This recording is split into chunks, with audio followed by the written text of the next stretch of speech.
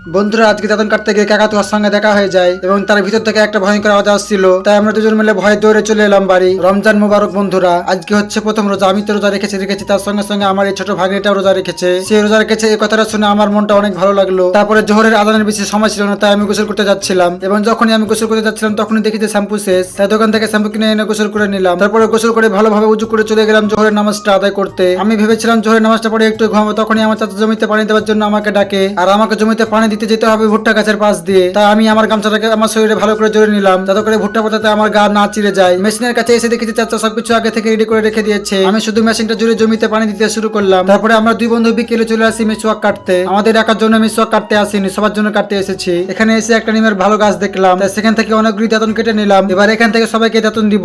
এবার এই মিসওয়াক গুলোকে অনেক মানুষকে দেবো এবং সেখান থেকে হতে পারে আল্লাহ তাআলা আমাদেরকে নেকি দিতে পারে। মিসওয়াক কাটার পর দেখা হয়েছে কাকাতুয়ার সঙ্গে এবং তার ভিতর থেকে অনেক ভয়ঙ্কর আওয়াজ ছিল। তাই আমরা দুজন মিলে ভয়ে দৌড়ে চলে এলাম বাড়ি।